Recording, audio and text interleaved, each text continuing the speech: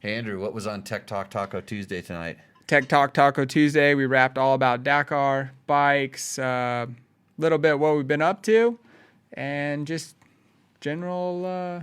How much did I have to pay you to get in the show? I think I paid you. No, I think I am still paying you. You said really nice things about our magazine and everything, so it's because I like it and I think it's cool. Thank you. Here's $20. Hey, Logan, you know how you're always hearing that recluses are for old dudes? Yeah. Well, that's not really the case. Recluses make you a better rider. Why? Because they're like an auto clutch. It is an auto clutch. It's like you don't have to do any of the work. It does all the work for you. So whenever somebody says, oh, yeah, those are for old dudes, I just laugh and say, it's because you've never used one before or you're chicken. Do you want to be a better rider? Yeah. Okay, how would you find out about that? You can find them at www.recluse.com, and how you spell it is REKLUSE. That's www.recluse.com, and it'll make you a better rider out on the trail. So now here's the show.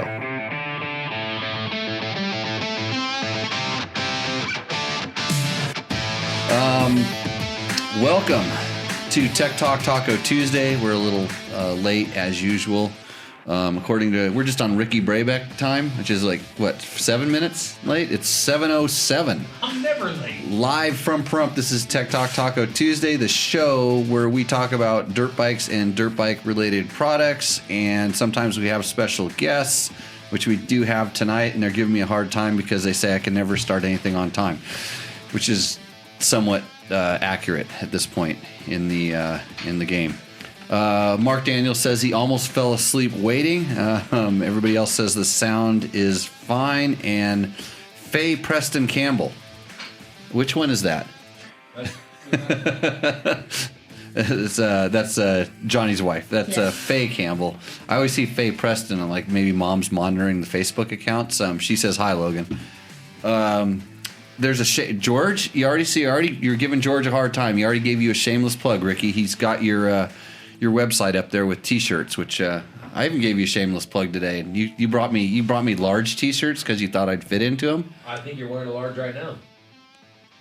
It's because I want to look tight on the TV, but I want to feel comfortable. I want to feel comfortable when I'm out in the Publix.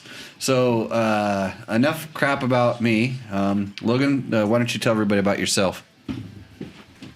I'm 15 and I have a torn MCL. Yeah, but you're a month into it, so that means you're healed up, right? Should have been. Should have been, but you're still gimping around. Yeah. That's what you get for riding mini bikes, is what my dad would always tell me.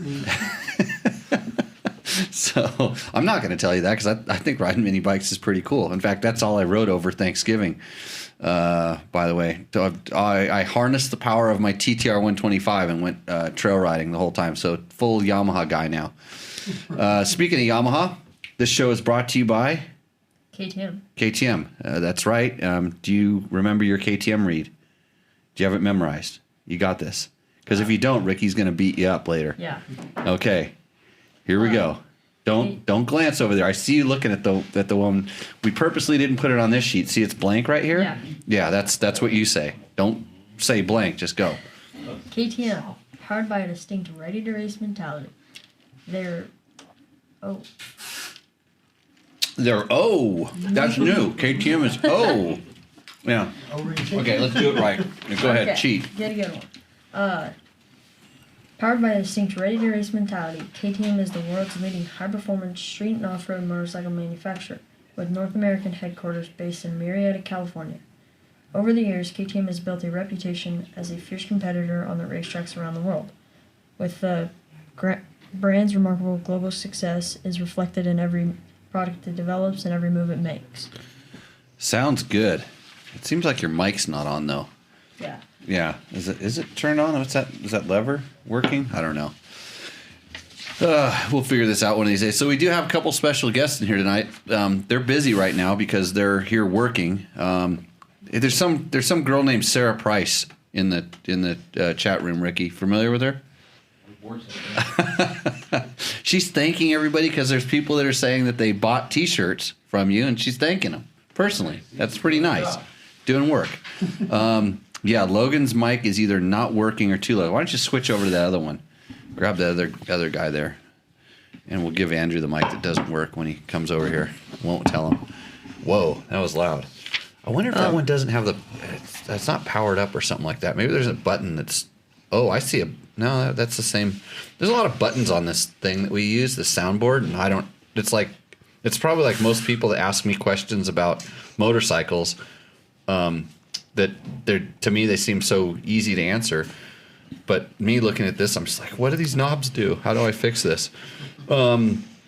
So we are going to fix Logan's mic in the process of this show, and then we will get Andrew on. But let's go to the questions we had people write in. Oh, you can't ask the first one or the second one. You can't because that's one for Ricky. Yeah. Wow, you are loud. That mic is better than this mic. I mean, if you're a sound technician, if we can have a sound technician come in here and give us a little bit of a tune-up, that would be really awesome. Okay, what does Max B want to know? Do you like 2 strokes or 4 strokes? No, yeah, it just says 2-stroke or 4. So he watched the Beta 300 video, and this is like me looking at the soundboard here. Like, if you look at a motorcycle, you can kind of tell whether it's 2-stroke or 4, right? Yeah. If the video has a lot of sound in it, you can tell whether it's 2-stroke or 4-stroke. But sometimes we forget that people don't know the difference between 2-stroke or 4-stroke. And in fact, my wife, Heather, for the longest time, didn't know or didn't even care, really. I mean, it didn't make any difference. It was a motorcycle. It ran. It was good. But she learned that 2-strokes have the pipes that look like tummies. You know, that was it. Had nothing to do with the sound or anything, and like, you know, just guys are all like, oh, a 2-stroke sound or the 4-stroke sound or whatever it is. But the Beta 300 is in fact a 2-stroke. I think I probably said something like 2-stroke in there, but sometimes you just kind of forget that. Man, people don't know. But it is in fact a 2-stroke. So 2-strokes have a distinctly different sound since they fire on every stroke, and they usually have an expansion chamber because it's critical to the way that they run. And I'm trying to think how else you would tell if it was a 2-stroke or a 4-stroke. You could smell the premix, right? Yeah. That might help if you have the right oil in it. Yeah. We'll hold John Jacobson's question until Ricky gets here. He's over there. Are you busy? Did you tape already? Yeah, I'm done. I'm just hanging out. Okay, why don't you come over here? We got a question. Andrew's still rolling. Wow, that's a lot of map book tomorrow. That's I wish that. So I had a rough evening tonight. I went to my trusty factory KTM rally bike that I have here. And what happened? Well, I looked at it closely, and the chain slider was worn all the way through to the swing arm. So I said, oh, no, I should replace that. So I did that, and in order to get that off easily, I just popped the countershaft off, and I looked at the countershaft sprocket. I said, oh, this countershaft sprocket is kind of worn. And if you're going to do a countershaft sprocket, you might as well do a chain. So I went ahead and broke the chain and put the new chain pad on there and put the new Well, actually, I didn't have a new countershaft sprocket, so I found a better used countershaft sprocket.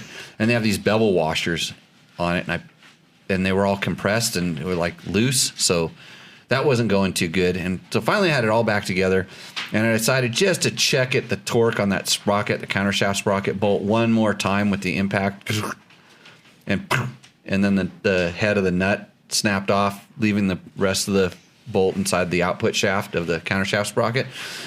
So luckily, I don't know why I did this the other day when I was in Home Depot. I bought a new set of screw extractors, which I put to good use and managed to luckily get that one out because it was freshly lubed up with Loctite. But managed to get that sucker out. So my bike is prepped and ready to go, I'll have you know. Who makes the best chain sliders? The best chain sliders?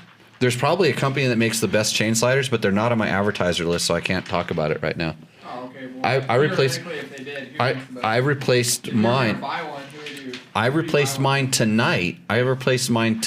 With a stock KTM chain slider, which actually are ridiculously inexpensive.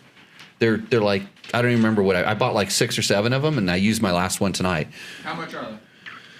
I was gonna say they were around like $12. No. Yes, I'm not kidding. Is it TM's like $100? Yes. Yeah, the other brand is expensive, but they are worth it.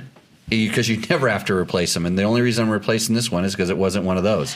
But man, that company, they at one time they were going to do something with us, and we gave them a whole bunch of free coverage on the website, and then I forgot who they were because they never sent a check.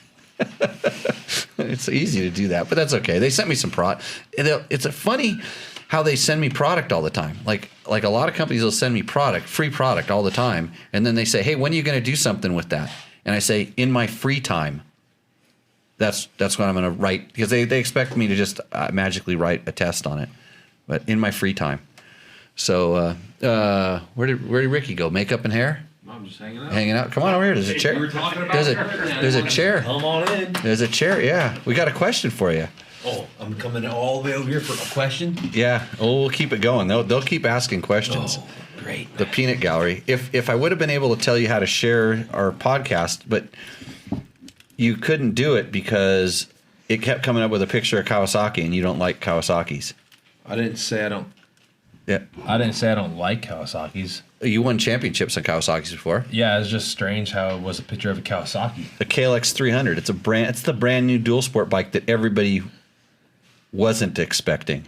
Yeah, everybody was expecting a KLX 650 or something, a KLR 650 or something like that. Yeah. You haven't raced one of those, have you? No. But you have raced a quad. Yeah, I have done that. There's 2 of the 3 people sitting here have raced a quad, right, Logan? Yes. And you're not one of them. Nope. Yeah, you want to know how you can really get hurt? Race a quad. I mean, with your ego, is Pablo's not here? He's not. Pablo went to town to get some grub, he said. Barbecue for tomorrow. Yeah, and grub for tonight. So another guy who's out here training with us he finished 3rd in the Dakar a few years back on the quad, and almost finished 2nd, almost won before, but had some mechanical problems, and he's out here training as well. And that's why we were going to start making quad jokes. I thought he might have been still in the room. So, as a fellow quad racer at one time or another, now I use them for farming duties and stuff, but we could beat up on him. What's a question for Ricky? Do you and factory Honda Rally Bike have complete active or semi-active suspension to compensate for the fuel weight or something like that on the down low? Well, if it's on the down low, then we wouldn't really be talking about it, but we don't have active. That's like electronic, right? Mm-hmm. Yeah, no, we fully active. Yeah, we don't have that. We just have normal suspension. So, but at one time, at one time we were testing it. Yeah. I was never really a big fan of it, just because I felt like it was a lot of switches on the bike, a lot to think about and to worry about. So I just told him I'd rather stay with, one specific set that works good with full tanks and empty tanks. Yeah, because I think what he's asking about because of the fuel load, because it's a big difference when the fuel load comes on the bike, yeah, and when it goes away. And I know we tested it back when I was doing stuff with the BMW, but it was a big lever on the front fork, it was a spring preload adjustment, and you would, when you filled up the tanks, you would crank it back, crank the preload down, and then at some point you would have to hit it and put it forward. But yours was is it electric? Was there electric involved? Yeah. Technology, crazy. So yeah, good question, John Jackson. He asked that after you came on the show last time. He was bummed that he missed you. So if there was a better way to tell people that you were on here, we would do it. But he's a motorcycle racer.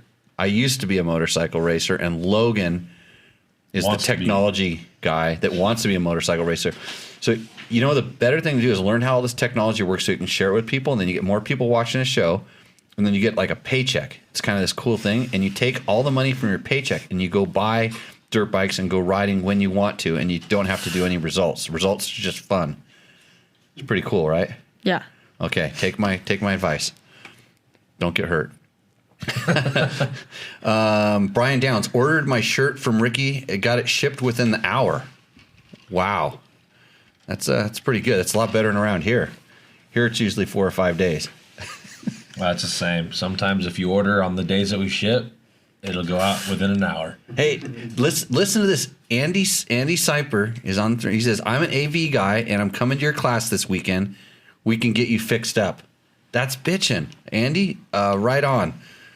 And then Dennis is still awake in Alaska because somebody else is going there. And George put up a logo for the company of the chain sliders that I forgot to talk about real quick. And Sarah Price, this girl named Sarah Price, says that Cowie in his garage looks good to those Hondas or something like that. She's still Kawasaki? Yeah, I mean, it only looks good because it's hardly ever ridden. I heard you took her trail riding. Yeah, she doesn't like trail riding with me. She doesn't like mountain biking with me. She only likes to go down the mountains, and she only likes to go to the motocross track. So we're breaking her in. I would say like the Jimmy Lewis way, you make them hate it first. I was good. You have to hate it before you enjoy it, right? I was gonna say my wife kind of had a similar experience, except she was like way younger back when I recruited her, I guess you could say. Is that what I did, or is Condor? Yeah, where she put up with a lot of that stuff. Where she wouldn't tell me she didn't like it, but she'd do it, and then after a while, it just became a little. I guess you get the hint when they stop talking to you for the rest of the day. Oh, really? Well, that's what I still get. don't get that. So, hey, what is Can we talk about what she does? What her new job is? Her latest job is? Yeah. What is that called? She paints cars. No. The race car. She races with Chip Ganassi with Extreme E. I don't really know very much about it. Yep. But I do know that she does that, and I think their first race is the beginning of next year. So it's like electric, like off-road cars. It's like the Dakar Mini. Yep. Like the Mini or like the Peugeot, more or less. Yeah. It looks like that, but it's electrified. And we saw Laia Sainz is also. Laia Sainz and Carlos Sainz are on the same team. Does it have to be a guy and a girl on the team? Yeah. Oh, it does? Yeah. Cool. Yeah, like a co-ed style. There's so many rules and so many things about it. I read a little bit about it, but can't really remember it. Yeah, you're saying you read the rule book. Yeah. Yeah, we were driving and I was bored. And So David Potts wants to know, question for everyone. How can you revitalize the motorcycle entries for the Score Series? I don't think you can. I don't like it. It's like, It sucks to say, but I think it's so far out now the courses are just destroyed for bikes. It's like, hey, Jimmy, actually I was thinking about this because in rally, we can't pre-run, right? Right. And sometimes we have like speed zones and stuff. Mm-hmm. So what if they made everybody that was entered before they pre-ran had to put a tracker or something on their unit, on their car or their unit? Yeah. And they can only go 60 miles an hour. in pre-run. Yeah. That's actually a really good idea. I mean, like 50 or 60 miles an hour yeah. to slow it down so that way it doesn't get so beat up. Yeah, and then you wouldn't need a trophy truck pre-runner with 45-inch tires. And 4 feet of suspension. Yeah. Why do you have to pre-run? Why do you have to pre-run? Here's the rally guys. Guys. Rally guys. Yeah. Same for everyone. Yeah, but then it becomes rally. You know, But that's also a good point. Is why do you have to pre-run? But even if they say if it's a marked course, if it's a marked course, you shouldn't have to pre-run. But even if they say you can't pre-run, people are going to go do it anyways. Yeah, that's the problem. Yeah, it's a tricky thing. I mean, I just remember when I did it, I used to think the courses were getting beat up, and that was like when a Class 1 car was like the gnarliest thing. There wasn't such a thing as a trophy truck, and you just remember when they would put the course on a new road, you were just so stoked because it would be one of those awesome Baja roads that had two tracks. You know, it's like, you know, when we get on a good track that the UTVs haven't found out here, or maybe they've only found it for a month, and it's like really good. Fresh. It's fresh, yeah. It's fresh track. That's what Baja used to be like when, you know, a lot of times the courses, they'd make them different every couple of years and they weren't getting torn up. And so, but now it's game over.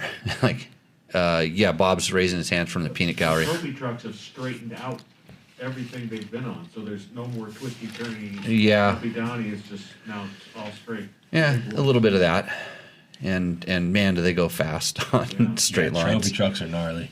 Yeah. You've driven one. Nope. No, but you have driven Class 1 car. Yeah, never a truck. Though. Never. It's completely different. Yeah, I haven't driven one for just been 10 or 12 years, and it was ridiculous when I drove it, and they were just starting to learn about suspension. They're just starting to get kind of good. Yeah, just starting. I mean, they had all the power in the world, but they couldn't control it, and that was. I mean, like when Dan Smith was racing, they were always pre-running in a stock truck. They were driving around in basically a stock truck and pre-running and learning the courses that way and stuff. So, yeah, most car guys can't read the terrain like bike guys can. Yes, that's true. Like Larry Rossler, trophy truck driver, wins with Luke McMillan. Yeah, this year. It's definitely different though. That's for sure. I can't even imagine how expensive it is to run a trophy truck, because like to learn how to drive it to the way they can be driven, you have to spend a lot of time. You would have to spend a fair amount of time in it to really be good and fast. So, or you just got to be a good driver and you can just adapt as you're driving. And spending time in a trophy truck isn't cheap. No, I've heard what transmissions and things cost. And Mark Daniels says Score has priced the motorcycle classes out of making it very unaffordable, and yes, the courses are destroyed. Actually, I think Score should lower the bike entry cost because bikes aren't the ones tearing the shit up. It's the trucks. Yeah. And bikes also open the track for everybody, leaving at 3 or something in the morning. Yep. So if anything, they should be paying the bikes to go down there and race.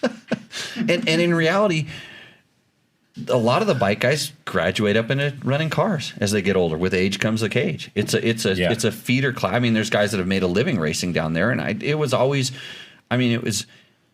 got scared of Baja when I raced it, back in the day on a 125. It's I think how you should learn. So I have a small bike, learn how to go down there, and then I quickly got bumped up, and next thing you know, I'm racing with Danny Hamill, and on the factory KTM team, and I was literally like scared because pre-running and down in Mexico and stuff was the best time ever. But when it's game time down there, you're like, it's serious. It was way worse than I ever felt in rally. I mean, and people say, well, isn't it safe? And like, isn't rally dangerous? And I'm like, no. I mean, they're all dangerous. You're on a motorcycle, you're pushing it, but down there, it's just, there's no helicopter with a doctor in it at a Score race in reality, or there sure as heck wasn't when I was down there.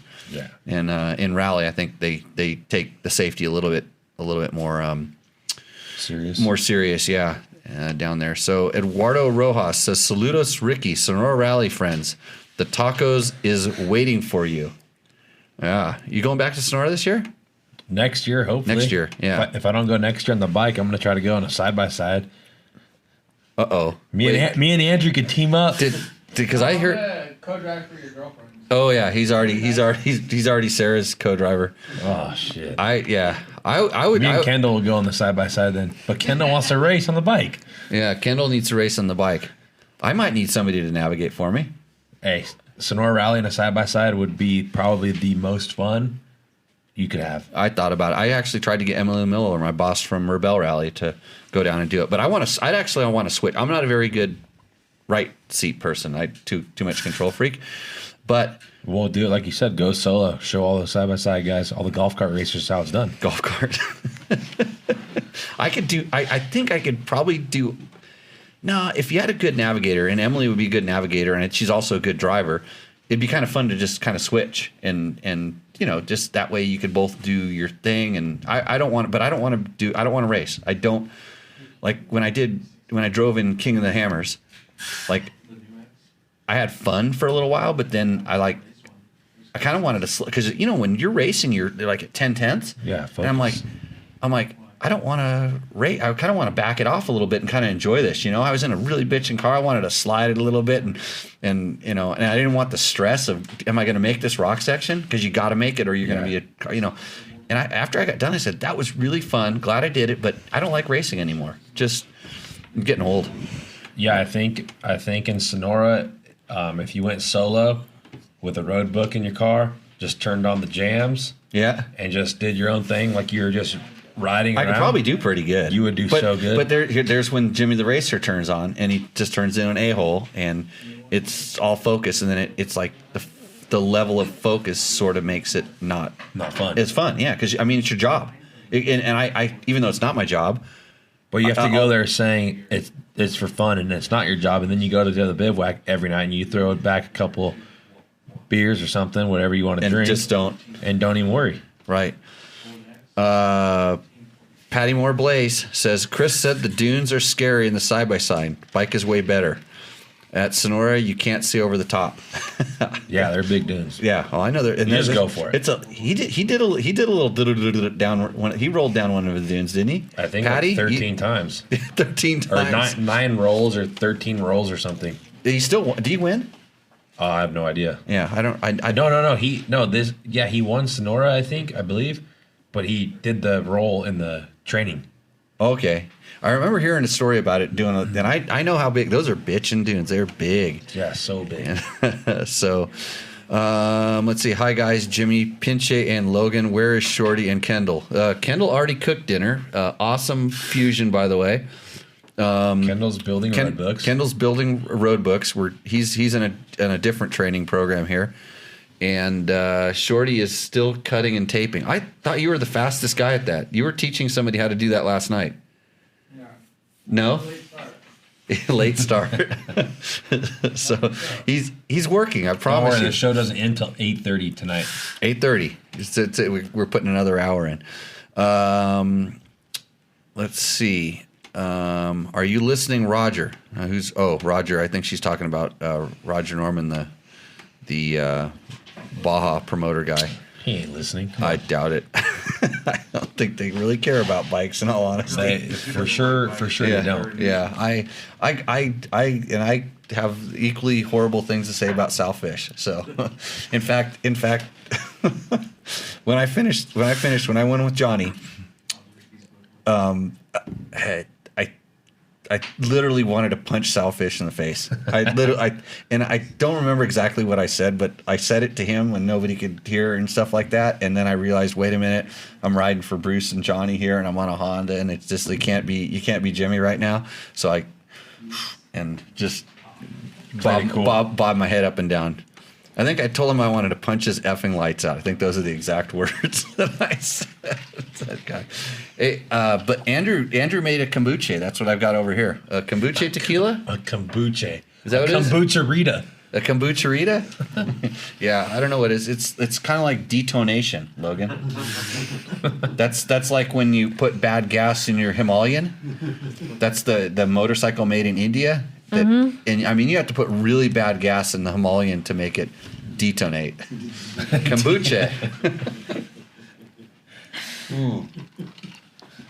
So how's the chicks going? Hey, I think your dad posted a picture of you at like a prom or something like that. Yeah, like a homecoming. Homecoming. Yeah. Is that your chick? Your girlfriend? Yeah. She watching? No. She doesn't watch the show? I think she's in a sauna right now. A sauna. Sauna. And you're here. She didn't have enough sauna in the summertime? Out here. Yes, Chris won last year, and yes, he rolled. Ricky, Jesse Gant says, offer some gray color shirts, please.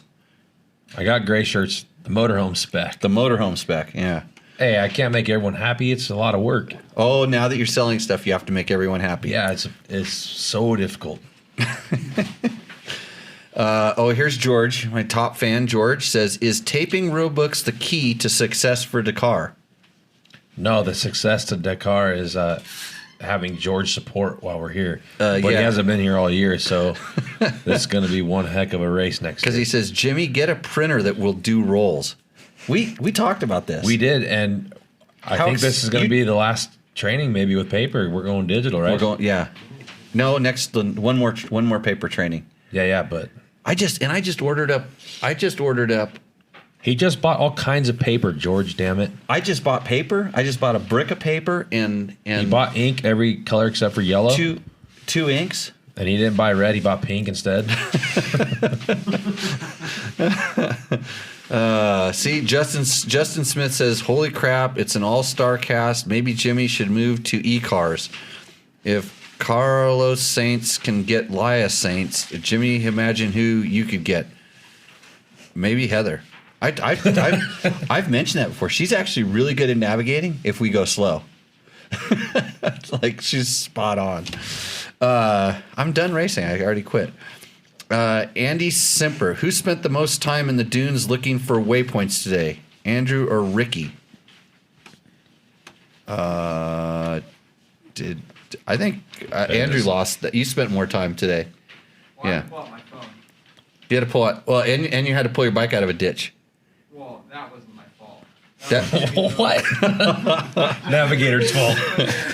There was in the bushes.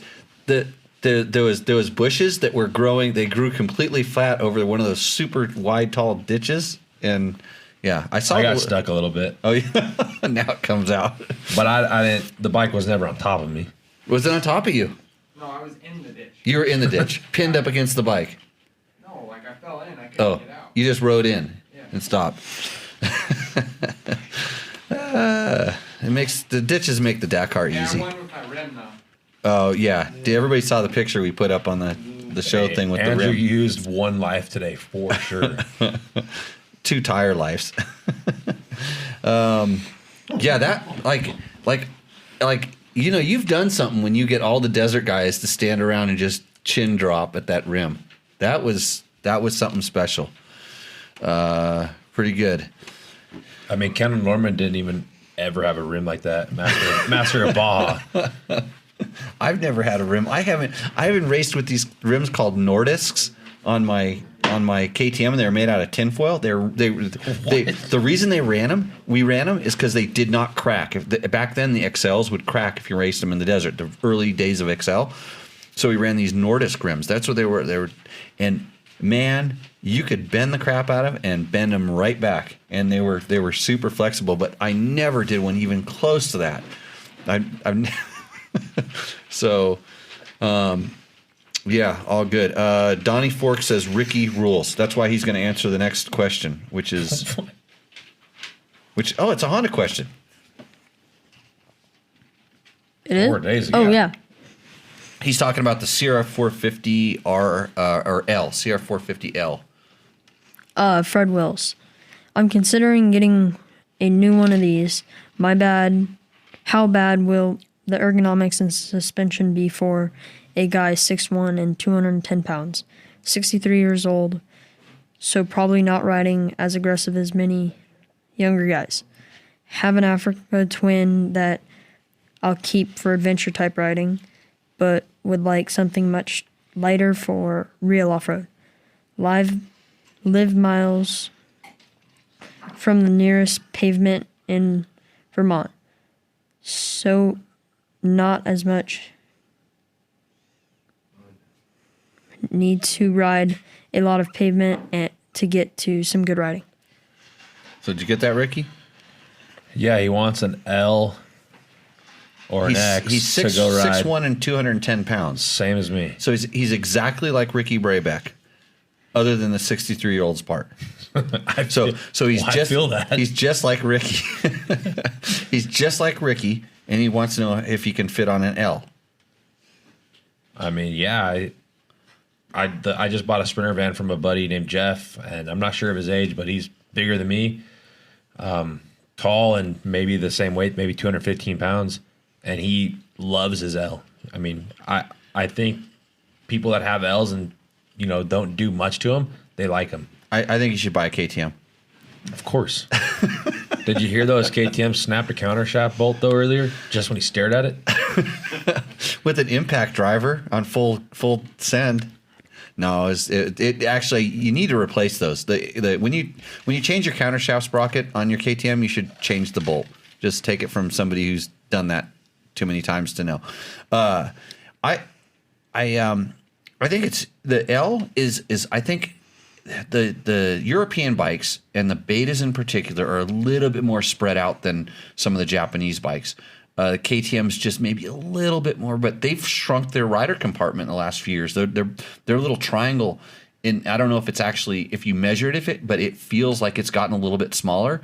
Where the Honda, I think from the 2008 type bike, it seems like the newer ones have gotten a little bit bigger.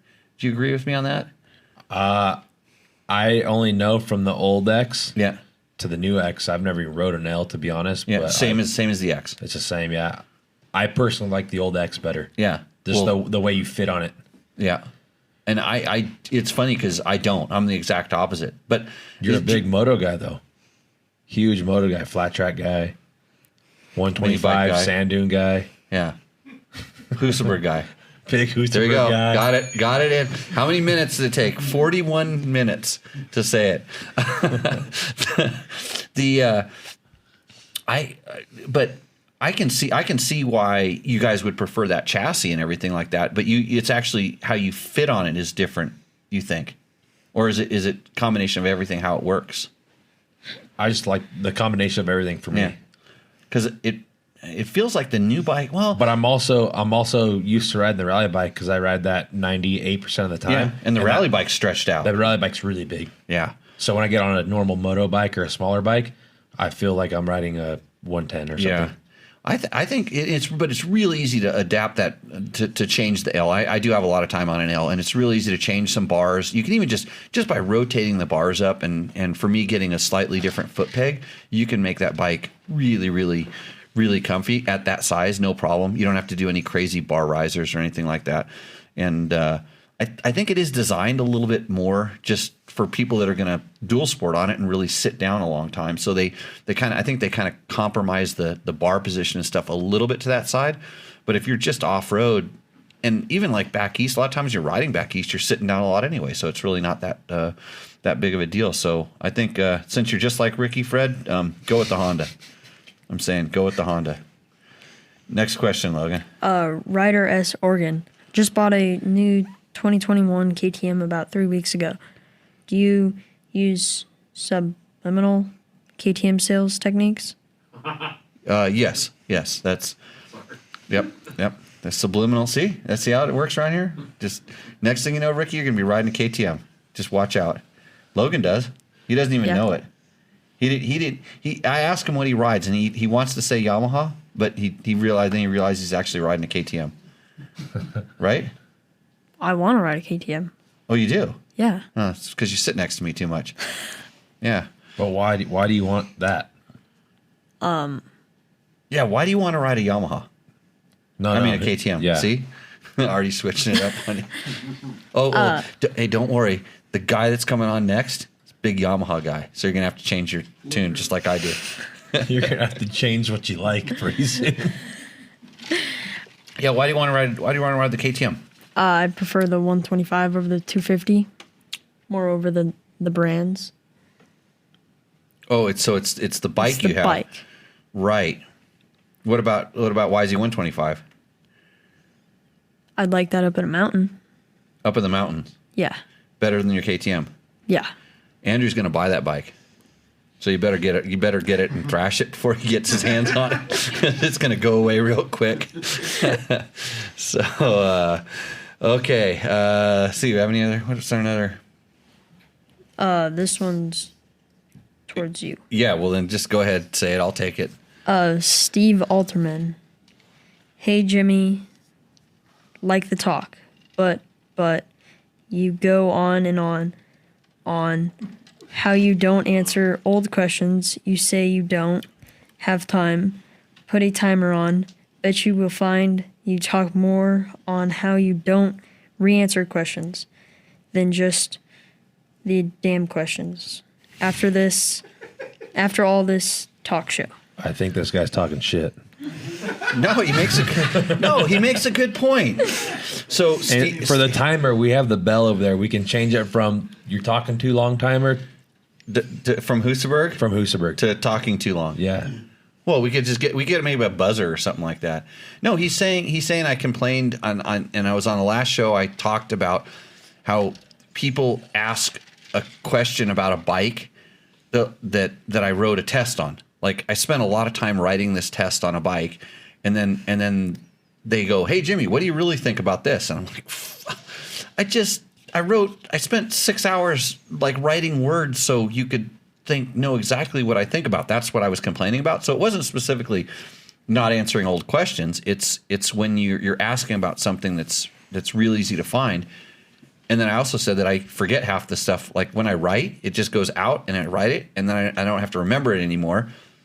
And so they say, "Hey, what do you think about that bike?" And it's like how you can see the gears grinding.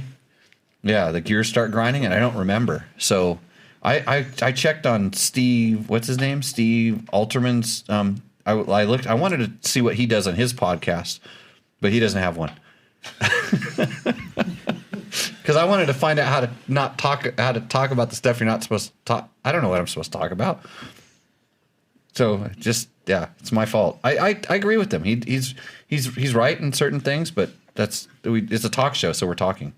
So Logan, talk. I think you're gonna like one of the questions in there. Okay, what is it? Kelly Anson. Does Honda make a bike that is even half as fast as the Husaberg 570? That was for you. Kelly, I've never even rode a Husaberg or even seen the Husaberg running, so Honda makes plenty of bikes that'll outrun it. Kendall can speak to that. We had like, so Kelly Anson was on the last. He was our last co-host, a fellow Husaberg guy. We just gushed Husaberg love. Like we didn't even have to talk about how much power. You could feel the power on the show. That's how gnarly it was. But weren't you supposed to ride that thing tomorrow? No. Yeah. I have a text message that'll prove it. Johnny Campbell even said, "Ha ha, good luck." I know he was saying that to you, not me. Because if I rode that thing, like there'd be so little training for you to do because there'd be a trench down the entire course. It was like I don't even have to navigate because Jimmy's just burning the line the whole way, and I would only be using like half throttle. So that's the way it works with Husaberg life. Okay. What's next? Motorsport Pro. Can I use the same JD jetting on different brand of motorcycle? So he's talking about taking the JD jetting tuner off of one brand and moving it on to another. The functionality of the tuner is the same as long as the plugs work. So the plugs have to work, and the functionality of it works the same, but there's a base tune inside of it that correlates with what you're trying to achieve. And so the answer is probably no. I mean, yeah, functionally it'll work, but it could be all screwed up. So I wouldn't recommend doing it, you cheapskate. Just buy a new one. Sell it with your bike. You'll get a few more ducats for it or something like that, I guess. I don't know. Okay, should we get Andrew on so we can talk about Yamahas? All right. You're up, Andrew. Ricky was scared. What's you got to promote your shirts. George already did that, dude. Just go to rickybrabec.com and order yours. Yeah. See, if you're on the chat room, which you can be on every Tuesday night on where are you going? Here. I don't know.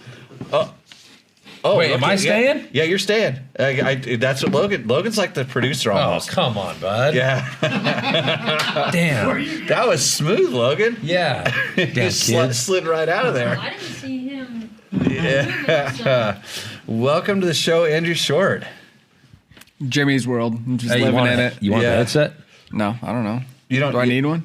No, as long as we don't take phone calls. Yeah. As long as we don't. If we take phone calls, then you need him to hear the phone call. So just call us personally. Hey, call Andrew, this personally. kombucha Kila. What's it called? Exactly that. Yeah, kombucha Kila. It was It's really amazing, good. right? Yeah. It was good. Not as good as Kendall's Biofusion, which he makes us for dinner. Oh, Kendall. Especially when we camp and train. Biofusion was good tonight. Yeah, he makes the best pre-training meal for food when we're camping, especially. Yeah. I was missing onions, but It's kind of tradition. Yeah, Jimmy doesn't like onions, FYI.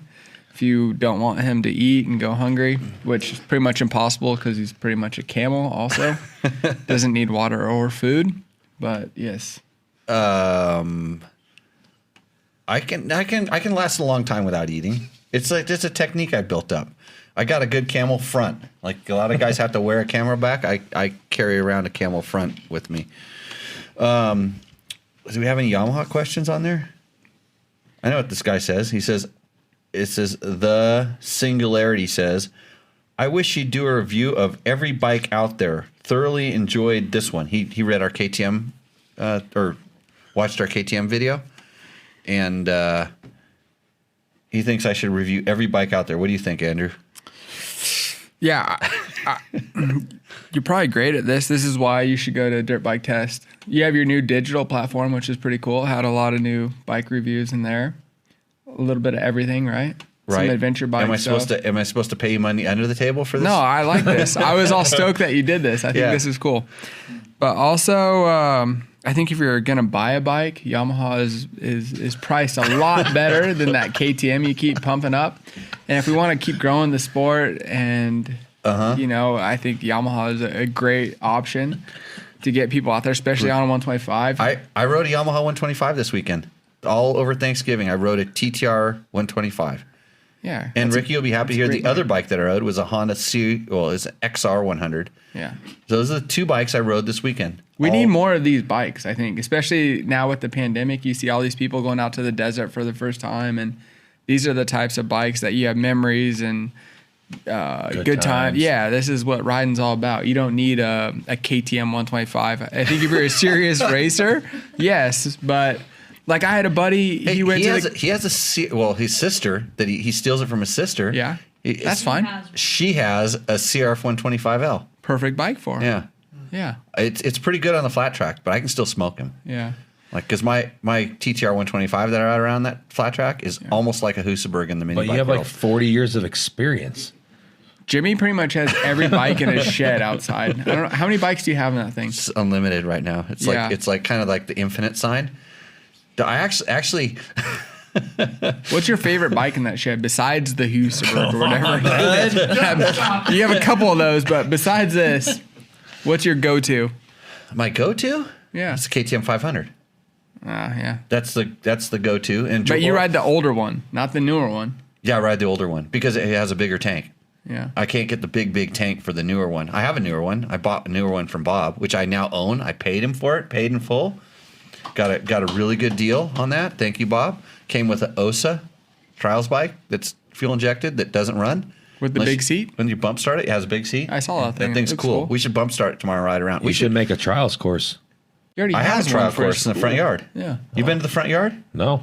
Yeah. Look out your window. Like out of the room you're staying in, look out the window and you can see the logs and just dream of me riding the Husaberg over the top of them. This is where I need to send my kid. Like, why don't you teach kids? This weekend. I teach kids. This weekend he has like 5 I only sports. see old dudes at your school. Only with the parents have to come because I don't know how to control kids. I'm not coming. Logan, I should teach Logan how to teach my kid's school. Hey, George will be here, dude. No problem. Yeah, George is He's a cop. He'll arrest them if they do anything wrong. He's good at communicating, unlike you. I read from a script, so it seems like I'm doing good. Mitch, we're out of questions right here. I know we didn't have a whole lot of. Wait a minute. Look at this thing right here.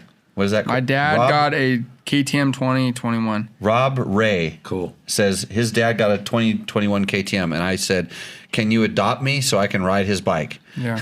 But Jimmy only picks questions that have KTM questions. He doesn't pick any other questions. Dude, there was 2 for Hondas up here. Yeah, that's because you talked me into coming on your show. Oh yeah, so I had to get talked. You lured me and Andrew on here. I cut the training price down. I was like, okay, guest appearance on the show, Andrew, and I have to pay Andrew to come out here. It's like kind of crazy. It's like I pay you. Andrew, you want to come training? All right, he's a famous Supercross guy. He has like 8 million Instagram followers, and I'm like, can you share some followers with me because I have like 7. Like George has 8 now. What does like Instagram get you? It gets you nothing. Yeah, I know it doesn't. I did a story today with you guys in it. I put you in the story. But I forgot, I didn't tag you properly, so you didn't even know. It's pretty cool. I had a picture of you riding away, and then I had a picture of Ricky's T-shirt. Like, everybody likes the Instagram stories, I think. Yeah. Let's see. Patty Blaze says, they're talking about sending an engine to Chris already. Let's see. Ricky, why do the plastic wraparound handguards versus the aluminum style on the rally bikes? Why do the use plastic wraparound handguards versus aluminum style on rally bikes? I could not answer that question. That's how the bike was when I first arrived in 2016. Do you have wraparounds Yeah. on yours? Yeah, I think Andrew. Your flag kind of style? Yeah. But pretty much everyone uses the wraparounds. Wraparounds. And it's plastic, so it must be for a reason. It's like, as a motocross guy, I've learned that if people use this, it's for a reason and not to ask why, because I think the aluminum ones are so stiff you can get hurt, or it might break the handlebar or something like this. The plastic ones will probably break before it breaks the handlebars. Yeah, I wonder what I had on my bike. I know we had handguards, but I don't remember if we had wraparounds or... The Cherubies I think plastic wraparounds are like classic for rally and off-road. I think the bike in your other house, in the front house, has the handguards that I have on the rally bike. Yeah, same ones they've been using forever. And there's a reason why. It's funny. Sure. I see the bikes every day, and I don't even think about it. I did notice yours had flag handguards on it though today. We're Polysport. Polysport, yeah. Polysport, yeah. Yeah. I think, yeah. I mean, I think it's a little bit just for crash protection. So maybe if it tips over, the levers don't break. And I think that's kind of half the battle with the handguards. It's not like you're bouncing, bark busting through trees or anything like that. I don't know, but going through brush and cactus and stuff would definitely help. And cold in the mornings on the liaison, if you have a big handguard, it makes a big difference. What about foam grips? Those are the best grips ever. Yeah. Yeah, it's so funny because I remember the first time when I first rode a real rally bike, they had those. I'm like, take these off. I'm like, I don't ride with these lawnmower grips. And like 2 days later, I'm like, my hands hurt, and they're just laughing at me. And because I have really small hands, and so those are kind of thick for me. So they actually they turned me down some. They make these things really narrow ones called like files. And you can shave the grip. Hey, what's your go-to grip? Right now? Yeah, if no one's paying you, Mr. TM No Designs one's paying, or whatever. no one's paying me anything. I buy them. I've been running the EMIG grips, so the ODIs, the clamp-ons. Yeah, I'm pretty happy with those. I wish they lasted a little bit longer, not like in wear, but just from getting weathered. When you put oily hands on them and they get washed all the time. Yeah. Because I can only get about 3 years out of them, and I want to get I want to get like 4 years out of them. So because actually, my motorhome was up in Idaho, and a rat ate half of my grip. I believe it because I remember all the rats. On my KTM, It wasn't even there that long. They're still on it. It didn't eat the part you hang on to. It just ate the part around the donut. The donut part, yeah. What do you run on your motorbike, not your rally bike? AME. Ah, yeah. Those are good grips, too. I love them. Yeah. This is like a desert thing. Like, no moto guys ever run this. I've never seen this. Yeah. Because moto guys like to be flashy, dude. They want to get like the flashy stuff. Yeah. They don't like comfort. Yeah. Comfort or speed, dude. I just when Jeff Emming got fired from talking Supercross, which I liked Jeff Emming. I thought I'd just support him with the grips. Yeah. Yeah. Oh, yeah. They make good grips. Yeah. You gotta get you a set of those, dude. I like the lock-on. Give me a set of what? They look too Amy? thick. No, they have two. They have thin ones too. Yeah. But they're soft and squishy. Oh. They do make certain ones. They like because Bob is over here in Vegas. AME's in Vegas, and I used to ride mountain bikes every once in a while with Bob. He's gnarly, by the way. Yeah. And we so he was sending me all these different ones, some heated grips, and like he had a super cushy rubber one that was meant to replace that foam. The rally grip. Yeah. Is that what it is? Rally grip? Yeah. And it's heated as well. Right. Yeah. All the guys in Baja Don't run they make these something grips. else? They're so good. Was it? Which one is that? Don't they make something else? Amy? Yeah. Yeah. If you guys don't know, I'm not going to say on the show. No. Oh. I don't know about that. What else does Vegas make that's rubber? They do. Wow. All right. Yeah. You learn something new every show, although you didn't learn it here. Yeah. Let's see. I'm surprised they don't make those out in Pahrump. Yeah. Hey, Kelly Anson says Yamaha sponsors trail building, that's true. They do a lot of they support some of the OHV trail building stuff programs through the and he's talking specifically up in the Pacific Northwest. So Todd Kelly, he says he wants to see a WR450F Rally replica available to the general public with a 6-speed. Andrew, what can you do about this? Not very much. I don't know. Basically, Yamaha Rally is Yamaha Europe, and I don't think Japan has much support with their program. And I don't know if there's much influence there and whether Japan recognizes this or not. But I think there's a big market, and they have a great bike with the new Tenere, the 700. And the T7's been received very well. Dude, that's a really good bike. It's priced right. I think, for $10,000, you keep speaking about KTM, but their motocross bikes cost more than this adventure bike. And I think it really reflects what the enthusiast wants, and they can use this bike to go explore and do these things. They shape, like your bike says Tenere on it. Yeah, it's a big It's a marketing thing. But just like I think that Honda, you just never know how much they sell. But you look at the CRF 250L Rally. It's now a 300, right? They just released, I think. Did they? Yeah, I've seen this. I saw a picture someplace. I saw something where they talked about that. I know it was over near. It's a 300 now. Okay, so it looks cool, the new one. So it looks like Ricky's bike. We even joked about it. We had one of my ex helper kids, Gabe here. He like literally saw the bike, and he'd seen Ricky's bike here, and he wasn't a motorcycle guy. That wasn't his thing, and he said, "Wow, that's cool. The same thing." And then he went out and jumped it, and then he realized it wasn't the same thing. Yeah. Or it didn't kind of click. But I think especially with Yamaha, there's a market for a WR 450 dual sport bike. That's just a market that they don't even exist in. Yeah. And even like with the current WR, it's almost like they sell it and they know the guys will turn it into what they're not going to sell it this way. They'll turn it into that. And I think the new WR is really good too. It's similar to the current 450. It has the same frame and then new head and all this. Has a wide ratio 5-speed, and this is what I used to trail ride, and I've made mine street legal because I live in Texas and not California. Yep. Which is fairly easy to do. I could do the same thing in Nevada. If I wanted to. If you live in a state where they allow this, it's a great bike. And I think there's opportunity there. It may take a little bit more work than a KTM, but you don't have all that 50 state regulation stuff on there as well. You start on the other side of the equation. When you think about it, it's like instead of starting on a bike that has all these street requirements, and it as well as emissions, it's lights, and it has to have a gas tank that can't vent to atmosphere, all this crazy stuff. But you start kind of on the other side of the spectrum, and you can kind of bring it the other direction. But I basically make a list of what I did to the lady at the county courthouse. Permanent odometer. I have DOT tires, all this stuff that they require, and it's fairly easy to get it plated. And yet I don't have all that extra baggage that the L has that the Honda has. You're not really you're not building it to ride it on the street. You're building it to go ride to the dirt trails and be able to connect dirt trails, like by using a small road or something like that. And that's where we kind of get.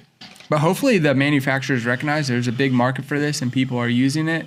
And I think this is the future to get people outside, and especially with COVID, you see all these people in the desert using their bikes for this, and whether it's side-by-sides or dirt bikes. But there's a lot of people out there right now, and it's cool to see that. Well, try buying a new bike. Yeah. Sold. I mean, literally, it's tough, and everybody, and I think all the manufacturers, not just bikes but products, everybody's kind of going, is this going to keep going? Is it, it's like, should we make a whole lot more? How do you forecast for this future? Yeah. How do you forecast for the future? But I think a CRF 450L Rally would be bitchin'. And they kind of showed some project bikes, or I think it was companies made some pretty neat replicas at some of the shows. Moto.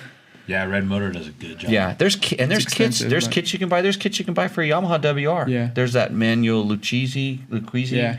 I can't remember his name. Even Moto Minded here in the U.S. makes the rally fairing for the KTM. Yeah, and I'm sure if there was enough interest, they would make, because they rapid prototype everything. Yeah. They can rapid prototype. There's something. the highway dirt bike guy. He sold it, Paul, right? Yeah. I think he just recently sold it. But there's people that do this. There's a little niche. Yeah, you can make it. I mean, in just when you put that little fairing on the front, it makes it so much better for if you are really truly dual sporting it, just cruising, just the little bit extra wind protection and stuff you get, makes it not as much of a single track bike. But but that's the problem, is like we're so desert focused out here, us, and if you go back east, you'd never ride a bike with the fairing through the trees. No, it's just kind of, to me the fairing's silly, but. I'd rather just go. but not for rally. Yeah, I don't know. I don't care. My bike doesn't have a fairing on it tomorrow. Yeah, how does that work for you? It works just fine. Yeah, it works fine. I mean, for a factory bike, I mean, you have all you. It's crazy how much stuff that you have up in that shell. You know, you're carrying your balise, your safety things, and stuff like that. So it's kind of cool. Yeah, I'm pretty stoked to get to see both your bikes. They're like MotoGP bikes for a dirt bike guy, because there's no such thing as a works bike anymore. But you guys are riding works bikes. And as a guy who's rode works motocross bikes, and you never got to ride a true works bike, did you? I mean, a real... I think '08 Honda was like the last true one that was like, that thing had a mag carburetor. It was like... Works, it was... Yeah. But it was... When did the production rule in motocross come in? That was in the... 80s, right? 80s. Yeah. Yeah, that's been a long time. That pissed me off. Like, even when I didn't even know that much about it, the fact that, like, I have to ride bikes that I can buy, I don't even care anymore. I thought it literally took half of what I was interested in like motocross and stuff, and that's when I became interested in the MXGPs, because they still had works bikes over there. Yeah, but how much different are the MXGP bikes than here in the U.S.? These days, not so much. I don't know. I think if they open it up, I have this whole crazy. I think they should make motocross more like Formula One, like where there's just a few select teams, you know, basically factory teams, and you have like 2-guy teams, and they're on full factory. There's no rules in the factory class, whatever. No rules. You can ride whatever displacement you want, whatever, you know, 2-stroke, 4-stroke, like just make it unlimited, no rules. Allow it to be development, and then it's like the pinnacle. You really want to get there, and then the support class be a support class.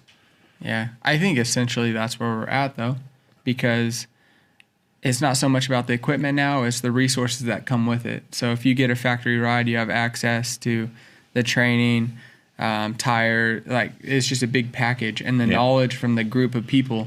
And this is the pinnacle now, you know? So if you surround yourself around these people and you have access to all this, that's the factory ride now. And the bikes, yeah, they're great, but you can buy a 450, you could buy the Honda factory edition or the KTM factory edition, and all these bikes are so close to what you can race on. It's not so much just about the equipment now. And I think even F1 is starting to get to the point where now with the rule change and the money and where they're headed, it's going to be not a spec class, but they're trying to limit it to bring the racing closer. And the beauty of motocross is the rider makes the biggest difference. Yeah. And because of this, if you have those resources with the right trainer and mindset and the experience from these managers and former riders, I think it accelerates all this. So I think that's more or less the drive for these riders nowadays. And with Ricky, he does have a bike that nobody else can buy or even come close to, I think, with the Honda rally bike. And they use that to market and bring new technology. And does it really make it to the Africa Twin? Maybe in my opinion, I don't think no.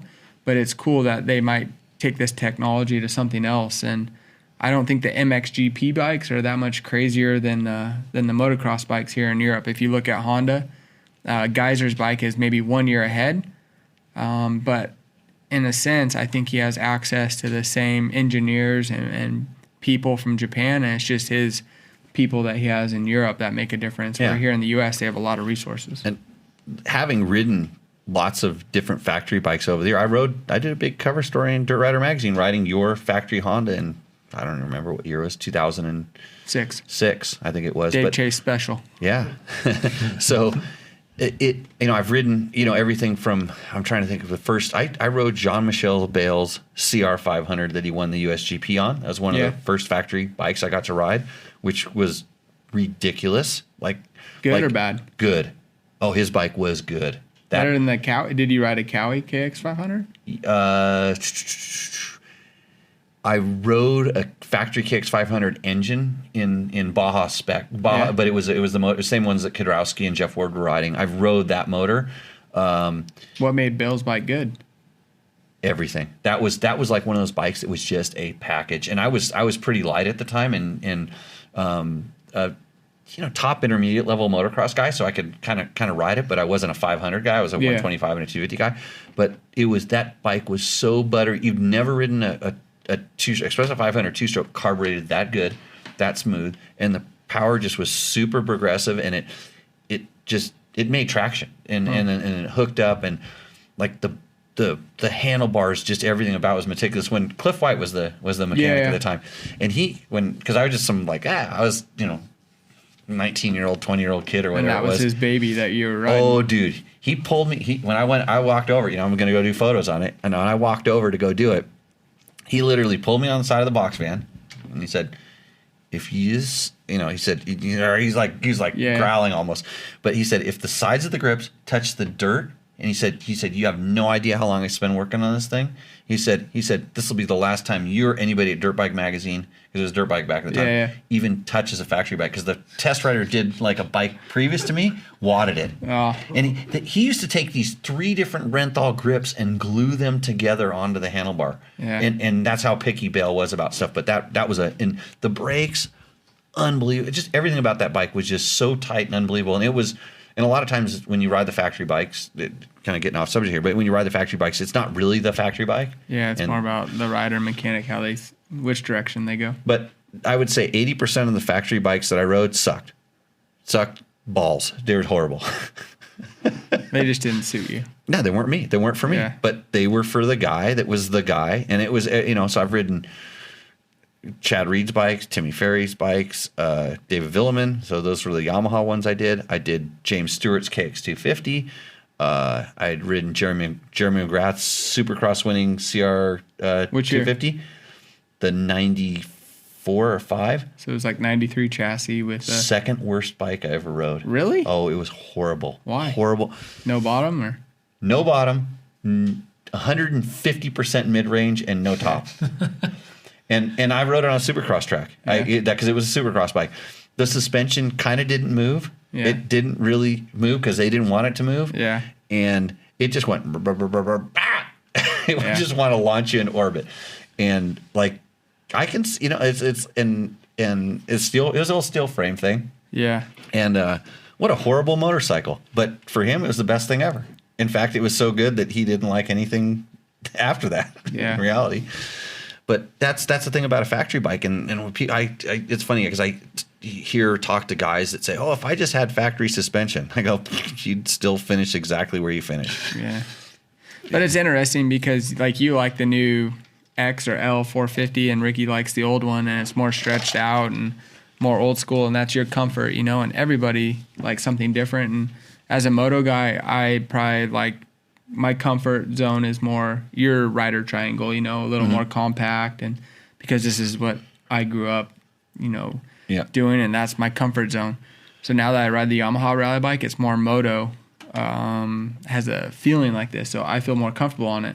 Where the KTM rally bike or the white KTM Husky bike that I used to ride is more stretched out. You don't have to say what it is. Yeah. You can just say what it is not. Yeah, whatever. But it's funny. Everybody has a different feeling, and there's no perfect bike. And I think that's what's cool about motocross. And there's something out there for you. And in the end, as long as you have fun, that's all that matters. Yeah. That is what's cool is there's so many different, and there's so many different, it's hard to say that there's a bad bike.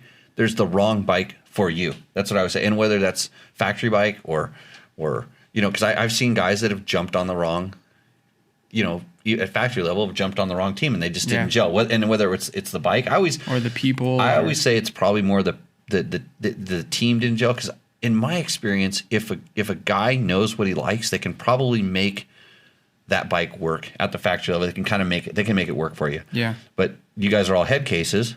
Yeah. I'm speaking just about professional motorcycle racers. I don't know them that well, but you guys are all head cases, and the problem is that sometimes you get something in your head, and then it's like it isn't going to work. Yeah. You know what I mean? Yeah. I know exactly what you mean. Good thing you guys are on factory bikes, because then you got factory suspension. Your factory no, I don't know. I don't even know why my legs were hurting the other day. Hey guys, I kept looking for that loop out there today. You got to write Kendall's road book. He's so proud of that thing, and now he's bummed out on it. He was proud, but he was worried. He was like you when you made your first road book. Remember making your first road book, Ricky? Yeah, it turned out not that bad. Except for, there's military bases out there. That's not bad. Yeah. It all made sense. Yeah. And you just come to the big fences. You will be blown up if you cross this line. Yeah. Eduardo Rojas wants to know, what strategy for Dakar? The first 3 stages, ? Thumbs, Shaka, Ricky, and Short. Make it to day 4 if you're only worried about the first 3. But it's more or less almost backwards in a sense. And so the first 3 days are going to be a lot of fast, sandy valleys. Not a lot. I mean, I think there'll be navigation, but not as much as the second week. So I think it's going to be opposite of last year. Yeah. I think the second week's going to be more important, where you nailed it last year with the first week, and nobody really knew how the second week was going to unfold. And you did really good the first week to kind of get a gap. So I think this year you got to be consistent in it the first week, and the second week is when it's going to make or break the race. Yeah, I was telling Pablo the same thing. Like, he was asking about strategy, and I was like, I don't know how people do strategies. Like, you can't have a strategy until you're almost halfway through the race. You know, you need to just keep it tight until you're there. And the strategy last year was much different because nobody knew the terrain and the areas of the country, and I mean, you can look at it all day long in Google Earth, and what looks like there's rocks, there's no rocks, and then it looks like there's no rocks and there's rocks, or washouts, or how many parallel tracks there were. Yeah, last year was this year was a lot of parallel tracks. Yeah. And I think the KTM team is really good about strategy. I think they're one of the best with this. And last year they didn't have much information. And I think this is what really helped you. And that was cool. And that's the beauty of Saudi is you can't go there. There's less cheating. Yeah. And it helps people like you and me. And it's more about the sport and true navigation and rally. That spirit. So it's cool. That was the thing we were talking about, is like it was being fresh, being new. It's even playing field. And I mean, I think we started like a year and a half. We didn't know where it was going, but we knew it was going to be someplace. We thought it was back in Africa. Yeah. And it was like, dude, Africa is completely different because there's no people. And no people means you can do different stages, and it's harder to, there's no populations that you have to go through. And so I remember we were kind of talking about this. It's like, I think Nav is going to play a bigger role in certain aspects. And then when they went to Saudi, it's like, we like nobody really knew, but it was like we started looking at it in Google Earth, and it's like, it's desert. Yeah, but even if you look at the images, is sometimes if you zoom in close enough, you can't see anything. You can't even see the road that the line is on. So yeah, I think there's definitely a lot less, I don't want to say cheating, but there's less cheating and less... It's more fair. Yeah, it's more fair, especially for Americans. Like, we've all been there one time. Yeah. Well, and then like you're talking about the strategy evolves, like it evolves on you can look and see where the thing goes. You make kind of a plan, and then it hones down on the situation. Sometimes like Pablo was asking me the same thing. I said, you have to make your decision on whether today is a go day. Like halfway into the stage, you realize, hey, I'm catching guys that are messing up on nav, or it's like, this is wide open. This is a good day to break my bike. Maybe I need to tone it down and let some other guys pop, or there's just like every day, and that's where I think having good guys on your team, your team having info and strategy, and like Johnny, that's where Johnny comes into play for Ricky for sure, because he can focus on what he's doing, and we can sit there and talk about like 10 different things. What if this? What if that? And then he hates us talking about it. He's like, what if this? What if? Don't worry about what if. It's just like, well, don't worry. And with the regulations, just do. Yeah, and what if the regulations now? They hand you the road book every stage now in the morning. So good. These are good things for the race in general. I think it makes the racing tighter, more fair. It's unpredictable. You see swings back and forth, and the riders have to read the strategy on the race as it goes. You don't have such a plan before the race starts. You kind of have to see who you're catching and all these things. And I think these little intricacies make the race that much more special, and it really shows the Dakar spirit and how the race was started. So it's cool that it's kind of going back this way. Before you didn't even know where you were going. Yeah. You were going to end up in Senegal in 20 some odd days. Hey, Ben Erickson wants to know, I have a Ricky and Skylar's Dakar t-shirts. Why don't I have a shorty shirt? Oh, shit. I don't need a shirt. You don't need a shirt? No. It's better. I have kids. It's better in Instagram. It can make you money. Yeah. Actually, have your kids do a crayon drawing Dude, killer idea. of Shorty on the bike, and then that's your shirt. Just like have 100 of them made real quick. And Killer Instead of creating a shirt, I'm gonna load up my dirt bike and go trail ride somewhere. you sound like me. Your business model sounds a little bit like mine. That's why I never get anything done around here. I'd rather ride my dirt bike. Let's see. Rusty Nail. Really good show tonight. The chatter among you three is epic. That's because I'm letting other people talk. That's why it went from mediocre to epic. This is priceless content for the fans. Can't understand why there aren't 500 people here instead of 50. Well, it's because of me. Thanks so much to all you guys do, and Jimmy for giving us a glimpse. Thanks, Justin. Yeah, no, I literally these guys. I torture them. I say I'm not going to give you any more of my awesome Husaberg knowledge.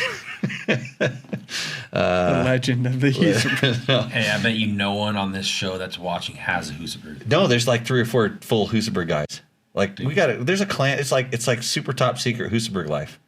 You'll one of these days you'll get it. I'll let you ride that thing one day, when your factory contract's up, and you'll go, oh man, I don't even know what I was missing out on. You've raced a lot of different things. Maybe You gonna ride dirt bikes when you're done, like rally? Yeah. Or are you just gonna drive your golf carts that you make fun of? No. Because I feel That's like never my goal. I don't want to race a golf cart. What are you gonna do when you're done racing rally? I'm not there yet. I'll figure it out. Are you still gonna trail ride? T-shirt company. Yeah, for sure. T-shirt company. Always gonna trail ride. But why do you always trail ride in the same places? You never go anywhere. I don't want to believe him on the trail ride thing because he won't go trail riding with me. You won't go road book riding with me. I am tomorrow. Jimmy goes riding a lot of places. I know he's scared. Actually, you both should go ride. We should go. I got a ride for both of you guys. In June?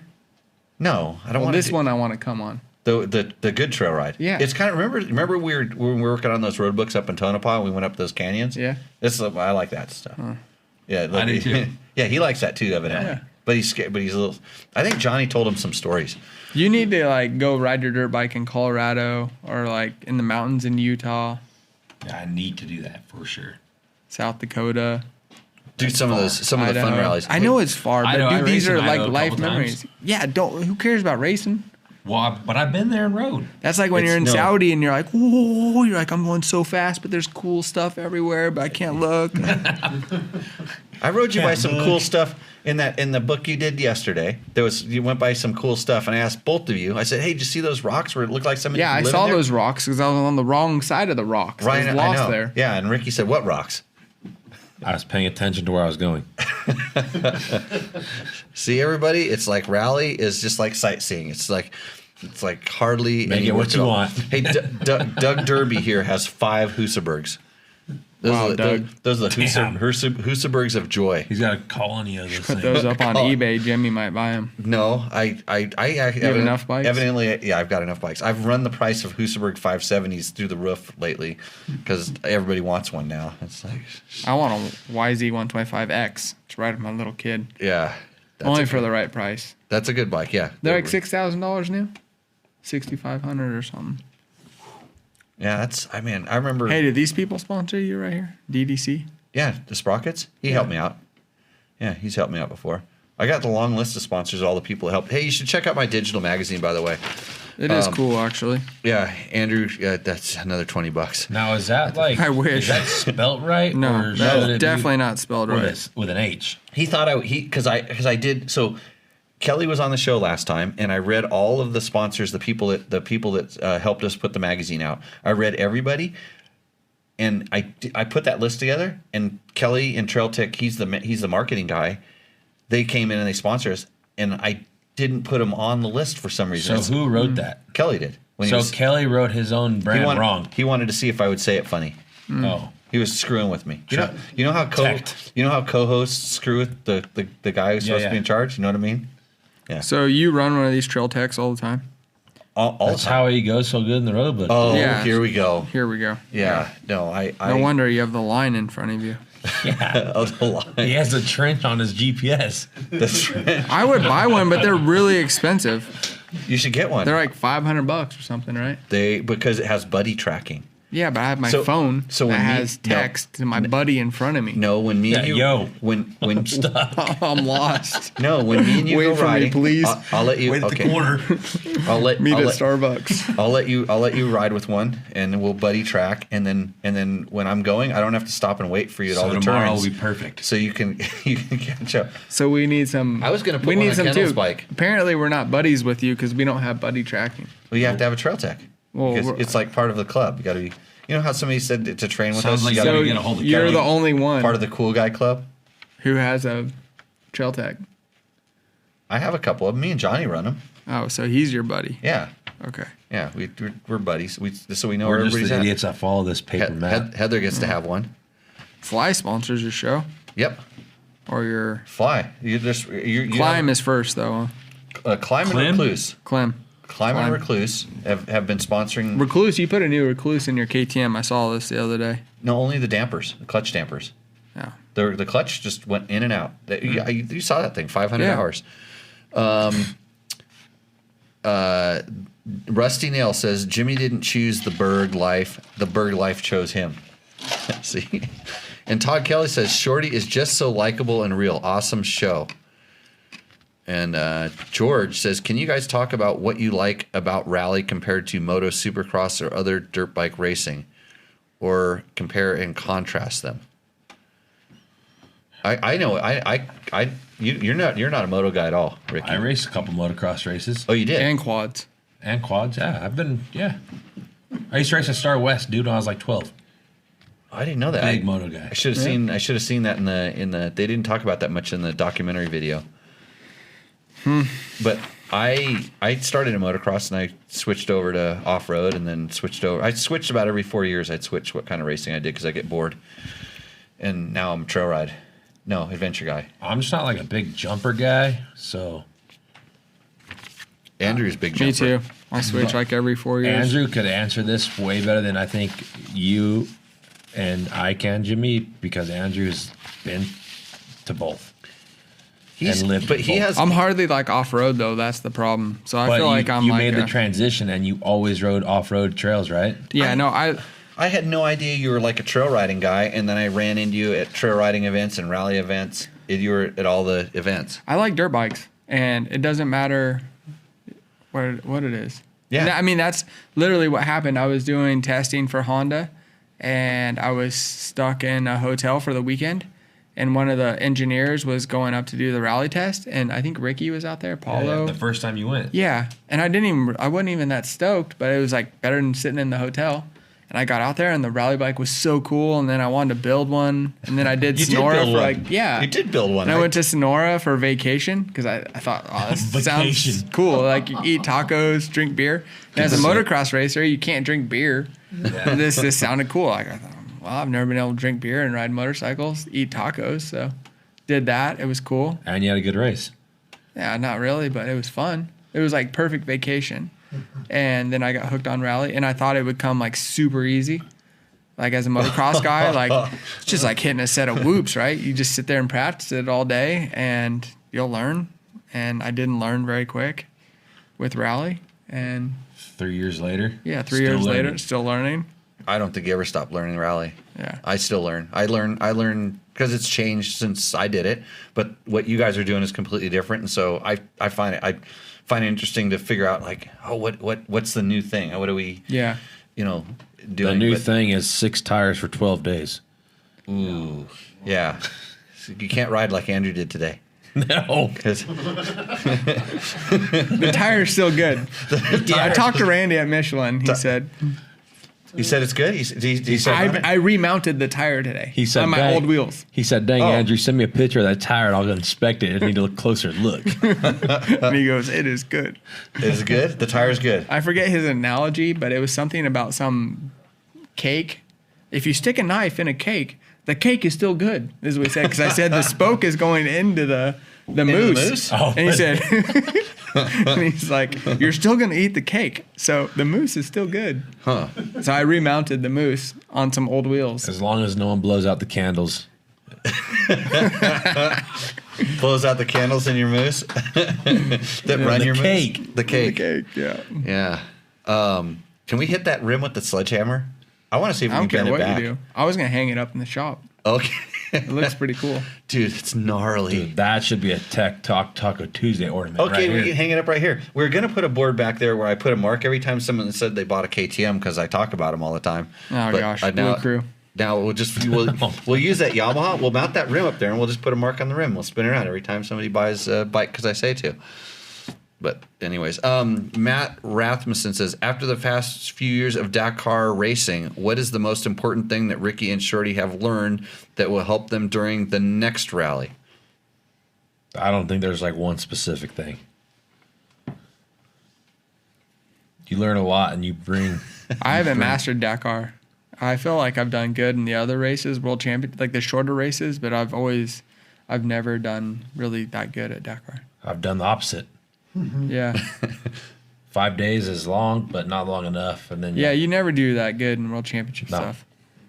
You But gotta Dakar, you do got to good. get warmed up. If your bike stays together, you're there. Exactly. Yeah, I think just getting warmed up and getting the swing of things. Yeah. Um, I think the biggest thing about Dakar, like even in your day and age, it's like you have to respect the race. It's different than anything else, and it's so unique. well, that number one, it's such a big deal. Like you're waiting all year for one race. All that other stuff that you did was like, pff, Yeah. you know, I won a different rally, but it was like doesn't matter. The only reason I won that is because I was just feeling myself out for Dakar kind of a thing. Yeah. And you, but it's long and it's gnarly and there's pressure and it's just Dakar's like that thing. You wait all year to do it. It's a reality TV show. You wait all year to do it, and then once you get to rest day, the day after rest day, you just can't wait for it to be over because you're ready to go home. Yeah. Yeah. Shorty, are you ever going to race another works race again? No, never. I thought it would be like super awesome because it's like motocross but off road. It's not. You were wrong. It's just not my cup of tea. Have you ever done like a District 37 Big Six type Grand Prix? No, I I think your think one it's- buddy, his dad runs it or whatever, but I heard it's worse.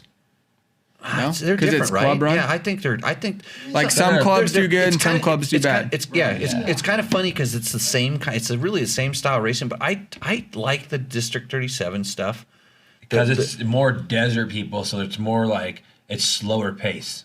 like the works one. Dude, seemed there like was more nothing pro racing. slow about like Taylor Roberts. No, and, no, like, no, But- not- But Big Six is No, they- more desert Style. people, more desert Yeah. people that go only to the desert racing. What I would like to do is hare and hound because you have to read terrain. No, no, But no, everyone no, tells no, me no. I will No, just no, get no. smoked at this. You'll They're hate, like, you'll hate it. You'll hate it, Andrew. I agree. this sounds fun. You know what? You'd probably have fun doing it on a Mojave 125. Mojave Bob. I was Yes. just going to say that at the district Grand Prix, all their desert races pray that a moto head doesn't show up. At the If it's district. over, Yeah. If he shows up. At the district ones. Yeah. This is what Quinn Cody told me. It's You- more you- He desert said friendly. that I will either get smoked or I will get hurt really bad.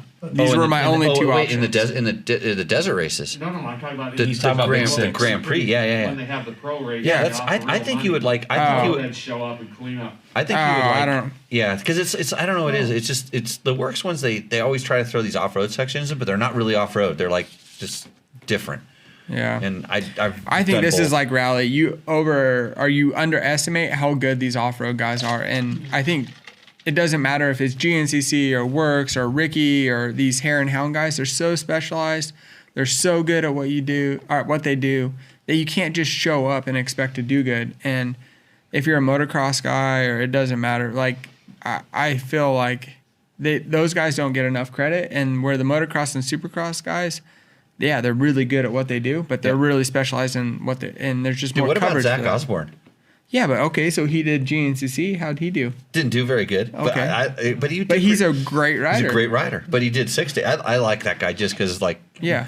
What knucklehead motocross guy, with a good salary and stuff, would go do a GNCC or got ride on the ISDE team? I love the tenacity of that guy to just Yeah. I like riding. He's one of my favorite riders. Yeah. Him, Brayton. I like Brayton.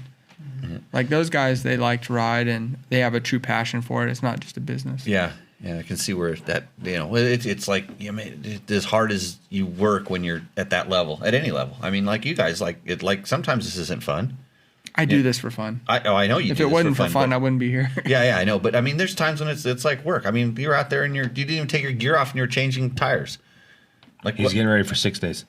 No. Oh, you're going to do 6 days again? No, I never have. Dude, you got asked. Yeah, but it's You would have been different. good at that team. I So got here's what you fun. need to do, Andrew.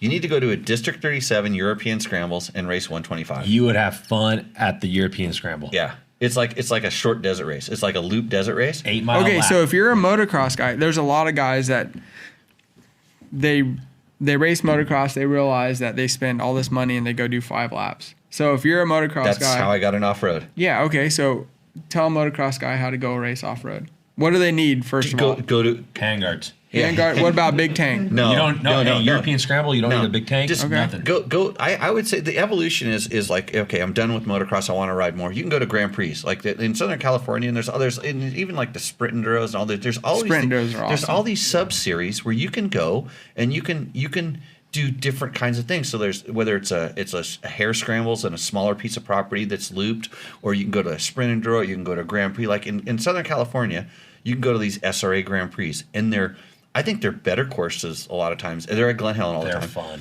They're Yeah. better courses than the district races because they do it all the time and they make it fun. Nothing too crazy.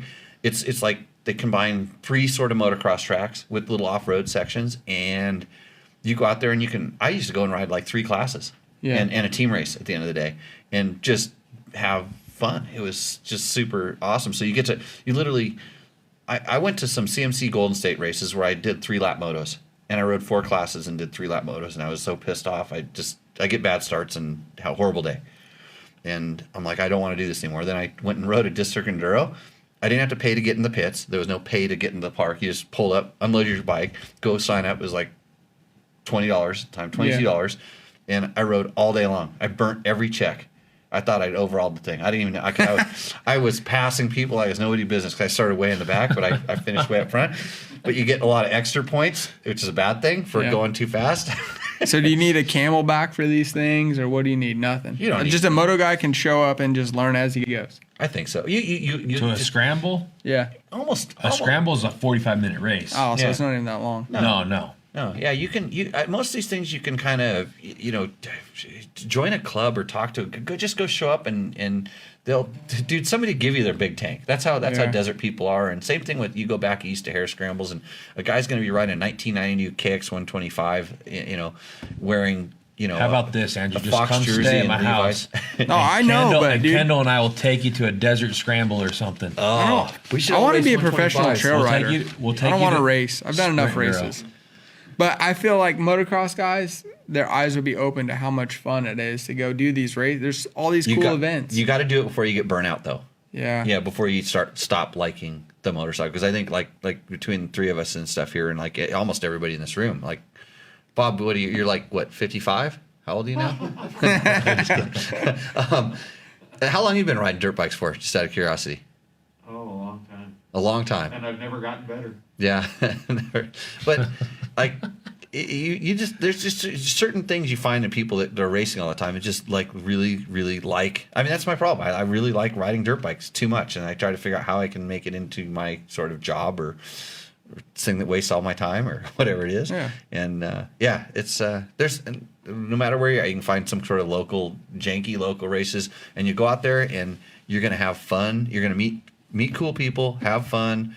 You don't need the latest equipment. You don't need the best gear. You don't even need new tires for a desert race, dude. That's how good it is.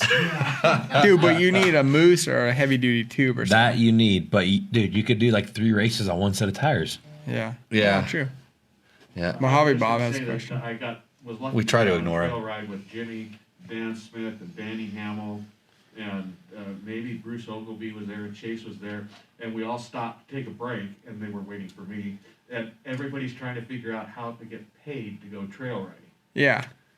That's my whole life. Yeah. That's been my whole life. I mean, like I just remember when I was a kid and I had a XR80, and we'd go in this little sand pit and we'd make these big sand berms and just like ride tracks, and we'd I'd see the guys, like there was guys that were on the cover of magazines doing like a berm shot, and I'm like, I'm gonna do the berm shot, and like I wanted to do that. I'm like, how do I? That's what I want to do, because like, okay, do I have to be a racer to do this? And I kind of went down that path, and I tried that, and ended up doing all this different crazy motorcycle stuff, but. Yeah, it's even that I used to. I raced motorcycles so I could have a lot of shit to go trail riding with. Yeah, because it's not cheap when you have to have like 2 Husabergs, 570s when you get addicted to all that power. Yeah. But every once in a while you have to go on detox and you have to ride a TTR 125 for a weekend. I want to go on detox and ride a YZ 125X with my little kid. It sounds awesome. Yeah. Mike Ulrich, did you hear that? Well, if he doesn't, well, the problem is you got to just go buy one. Yeah, you got to take you're taking it away from me, and then you're taking it away from Logan. Well, I don't So have to. It can stay here. I'll just go buy one. Yeah.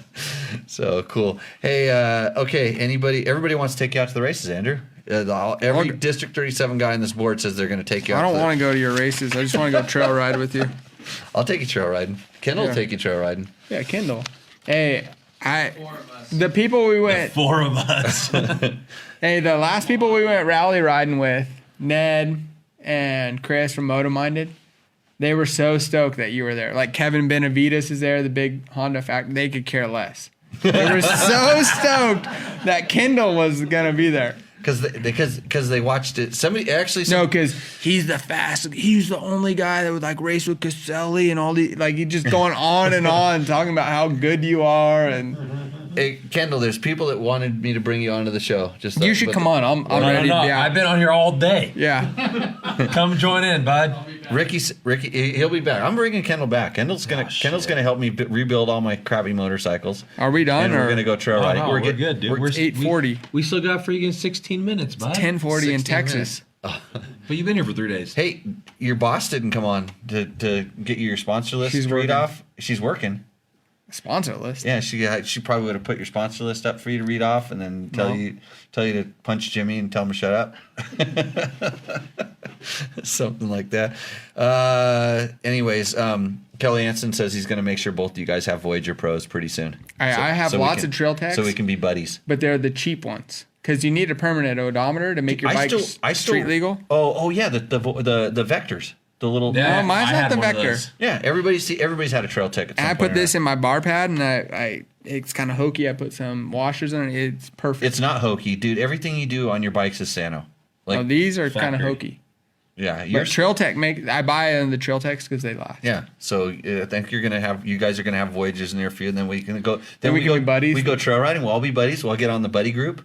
I'll even let Kendall in on the buddy group. We won't get lost anymore because we're gonna have the line. Be like, where the hell's Andrew going? The wrong way.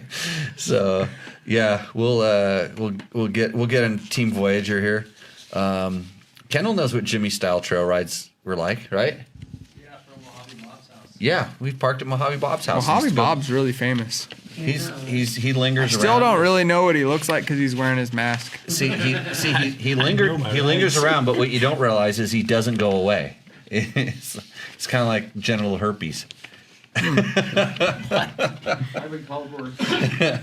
So, okay, I think we're going to start wrapping this up. But anyways, Glenn Williams, he's the most famous guy for KX250s. He has like 22 KX250s out. He's out by King of the Hammers. All he rides is KX250s, and he says hi. What year is the best KX250? Glenn, what's the year is the best KX250? That's a question. I rode one in like 2000, 99. They were pretty good. The Suzuki had a good 2-stroke when I rode those. I rode one like stock and raced it, and it was like fast, like a factory bike. My first couple desert races with my buddy Brad. Yeah. Brad Pace had an RMZ 250, and that thing. RMZ, the 4-stroke? No, the RMX 250. Yeah. I won the 250 class a couple times on RMX 250 and National Hare and Hounds. That's like Randy Hawkins special, yeah, right? Had Bones do the suspension on it. It was basically stock motor with a pipe. Just had some pro circuit stuff on that particular one. This guy said ran my first set of Kenda Parker DT tires because Jimmy said it. Hold on, I'm going to if Yamaha please wheel so is up far here, might be my new go-to tire. I wonder which direction he put it. I hope hard. Yeah. Glenn This is Williams the says, strangest "Here- looking here's tire the ever." The best KX250, according to Glenn Williams, is the one that runs. Because they all leak oil, right? Oh, Cowies don't have good durability. They feel so good when they're new, and then they just stretch out and bolt strip. And I said that a couple of shows ago. I don't know if they're any Super different. Yeah, it's like you don't know if they're any different. They everything's getting a little bit better. So he says everybody says they like the 98. Yeah, It was a it good had bike. that PWK carburetor, or whatever, the power. Right, with the Supposed to give more top end, right? the Power Jet. Power jet, The old yeah. that's Power right. Jet. Remember those. So, okay, that's it. We're going to wrap this sucker up. Thank you, everybody, for joining in. If you're listening in on a podcast, we do this live every Tuesday night on Facebook at this time. We upload the video to YouTube. You can watch it there, comment there. We answer Dirt the bike questions. test. You can It's go always to on Dirt Bike Test. www.dirtbiketest.com, and sometimes, actually, I don't always post the episodes up there. These are the only ones I ever see. I'm lazy. I know. You should subscribe to our YouTube channel. You can give us a thumbs up there, or like button, or they have a pick your nose button. Is that? Do you read your sponsors? No, I never watch the show this late. Like once you start, you're saying they're wrapping it up. You just shut it off. Everyone's Yeah. clicking out. You know how at the very end of the show, maybe the best thing happens. No, That's why you got to wait. no, it never happens. Because here's The best wouldn't thing know, already we don't happened. watch it. Yeah. I know you don't watch. We it. don't know. We don't watch shows to the very end, so we don't know. Okay. No, I well, watch it. Yeah. So here's Sometimes. here's how I watch it and I comment, and Jimmy doesn't even answer me. It's hard. There's lots of people like Logan. a lot of people. Look at all the thumbs up. Yeah, Logan, Logan, you need to come in here and read the sponsors and close this thing up. Logan's missing up on What his- is We Went Fast? I see these people on Instagram. I don't know, but you went fast today and you squared up a wheel. I did square up a wheel. I did a Superman See, about 90 miles an hour. That's why you keep listening to the show. That's why you keep listening to the show after we say we're going to wrap it up. Because they did. I posted a picture of my PW50. Dude, Brett Smith, BJ Smith, who's Is I've he known the for old a long commentator time. from TV? He's I He don't was like a producer. or He's a something? producer. Yeah, he's a producer. He does a lot of the writing for stuff. That's him? Yeah, he's a super cool guy. He Yeah, he always is used to cool. write awesome stories for Dirt Rider back when I worked there. And he did a story on Danny. Why are you Hamill. promoting We Went Fast when you're dirt bike test? Because he's that cool. Because I like all brands. I don't care. That's cool. I'm not trying to get rich off this, and neither is he. He does it because he loves it. That's cool. And I'm a fan, then. So when you get your T-shirts, I'll put your T-shirts on here too. And if Ricky Get mine. didn't try to get me in a medium short so I'd look super sexy, he wanted me to cut the sleeves off of it. He wanted me Jimmy to cut the is- sleeves down. He wears a size large. Don't let him lie. He's so tiny. XL.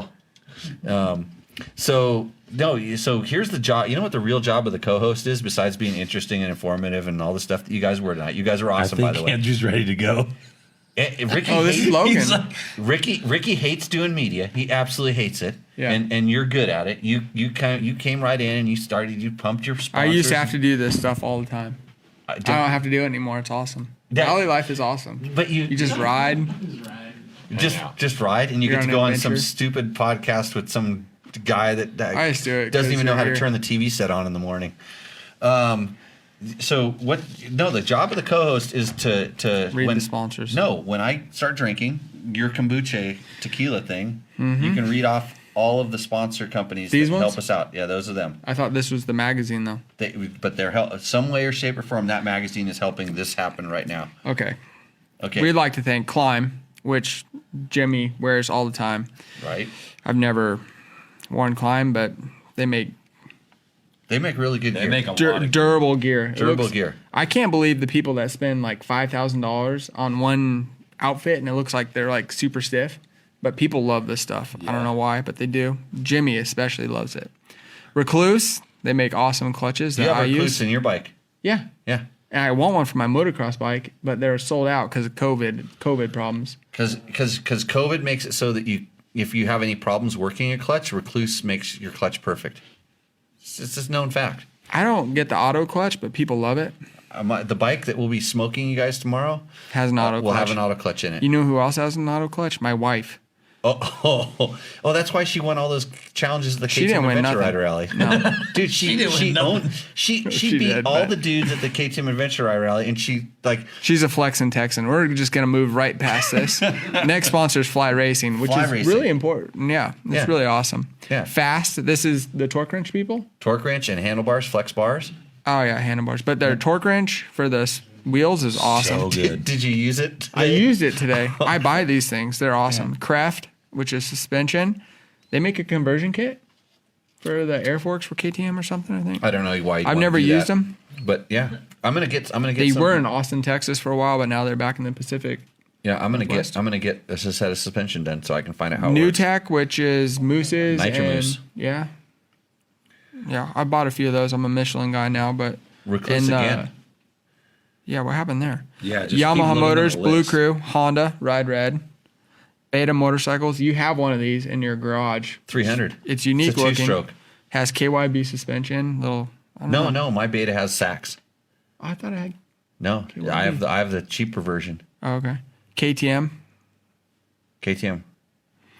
Powered Climb- by a distinct ready to race mentality. KTM is the world's leader Yeah. of He we'll read it bleeds later. orange over Go here. ahead. Just pick a color and you can buy the They same killed bike. Husaberg. I'm mad still. Yeah. Climb again.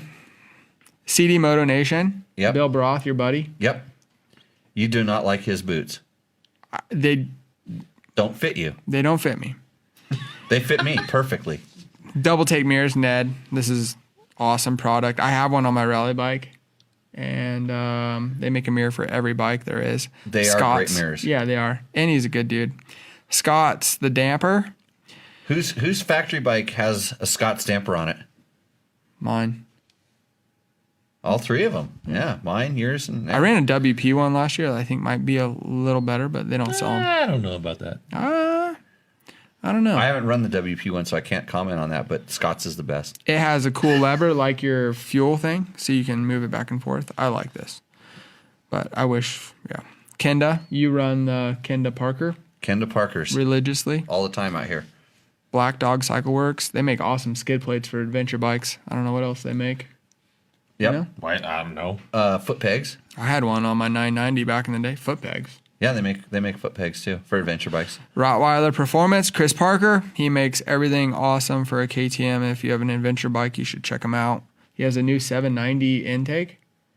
Yeah, Right? that thing's trick. 890. Yeah, it looks like a F1 part. Pretty crazy. Baja Designs, which you guys are probably familiar with. I don't Great ride at lights. night. You should. You should also do You that. should. It's a whole new world. I've done like 24 hours of stuff. It's like riding a snowmobile. I don't want to ride a snowmobile. I just want to go somewhere warm and ride my dirt bike.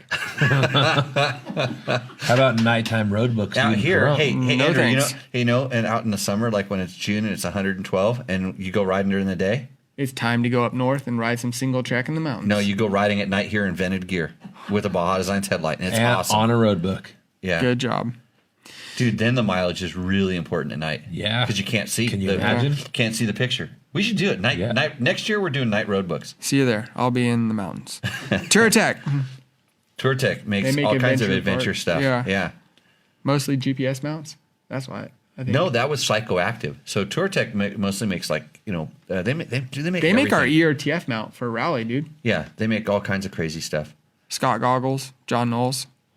Good goggles. Best lens out there is the I forget I don't know what you call it. It gets darker as the sun comes Transition. out. Transition. Yeah, that's not Transition the right lenses. word, but yeah. It is. What are they? They're called transition lenses. Yeah. Okay, he's gonna have to call you up and give you the LA marketing sleeve. speak. Yeah, it's because I had that kombucha margarita. But they are the best goggles. It's the only goggles. You can run it at night. You can run it during the day. You can run it in the dunes. You can run it everywhere. So your It's goggles amazing. will be ready for a midnight special. Yes, they will. LA Sleeve Company. What do they make?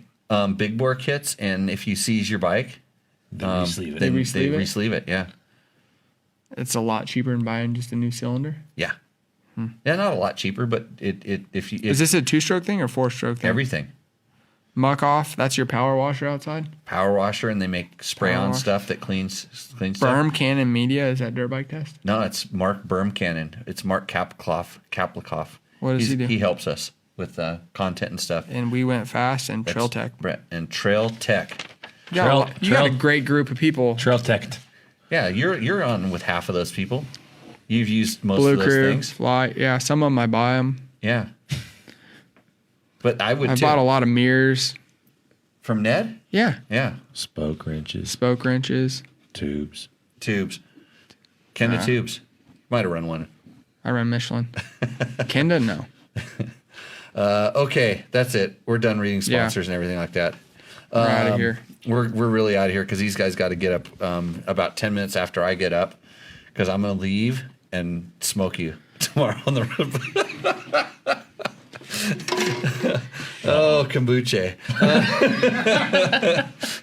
No, we're going to go out and do... Logan, do you want to come over here and wrap this thing up? No, we're done. We're done. You wrapped it up, Did bud. you see how he did that? He did that pretty good, yeah? Yeah. I was trying to get informed on the people. What was that? You didn't finish the KT. We don't need to. I know. we don't He bleeds orange.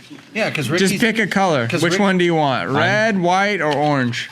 They have... Logan, I scared Logan. He got out of here quick. Hey, because he if didn't you want to loved mess it your up. dad, you would save him some money and just go Blue Crew and have just as much fun. They had, This is the thing. You're not If buying your bikes if yet. not more fun. they had Blue Yeah. Crew. They were YZ85 that they made into Hey, unrideable I can't believe that the 105. YZ65 is the same motor as the 85. It's just sleeved down or something. It is? I think so. I think it's same bottom end. My kid has a YZ65, and I read this the other day, and I was mind blown. But that's why it's heavier than the KTM. Oh, really? Probably lasts longer. Produces more horsepower than It the does? KTM. Yeah, on the dyno. Huh. Smart for Yamaha right there, because then they don't got to build all these different motors. That is one current motorcycle I have not ridden. The YZ65. YZ65. I don't think you fit, Jimmy. Dude, I don't fit. ask George about riding 50s. George does not ride 50s. I know, he belly flops them. Hey, we're going to flat track Yeah, let's do it tomorrow. tomorrow? 400K. I George, still have okay, a so- bump on my side from when I high-sided on the flat track. Dude, your rally bike put a dent in my flat track. my hip is still bruised. Okay, well, I have a lump. We'll tone We'll it. turn right We'll tomorrow. tone it down. We'll tone turn it down right. a little bit. So if we flat track, we'll put some videos up on the what are we gonna put on the Insta stories? Maybe. No, I'll just go We'll have see. fun. We can make a YouTube edit out of it if we have a good time. Okay, we'll see how it works. Okay, that's it. We're really shutting it down this time. So 2 thanks, hours. Thanks everybody. How Yeah, long are they normally? An hour. hour and a half, hour and 20 minutes, something like that. But Jimmy always starts late, so. It's still the quantity of time. Hour and 59 probably nobody minutes even and watching 30 right now. seconds. 2. 52 people, bro. We got more people watching right now than earlier. Yeah. Oh, it did. That's a cool fluctuate. photo right there. 125 That's your bike. That's your 125. It's not my bike. All right, guys. Thanks for watching. We'll see you next Tuesday. Okay. See you we'll later. See you on the trail. Cheers. Give it a thumbs up so I know when to shut this thing off. Okay. So that exciting episode of Tech Talk Taco Tuesday was brought to you by Recluse. Recluse is a maker of incredible auto clutches and a whole lot more in the clutch department. They make street bike clutches. They make dirt bike clutches. They have clutches for your adventure bike. Some of them are auto clutches. They make a lot of replacement parts in the manual clutch, their torque drive system. There's little parts like slave units. There's protection parts. There's a left-hand rear brake, all kinds of stuff for your clutch and transmission, even oil. So if you need to know a little bit more about Recluse, you can always check them out at www.recluse.com. That's spelled REKLUSE. Proudly designed and manufactured in Idaho. Remember to support all of the sponsors that support this show, and we will see you in the next episode.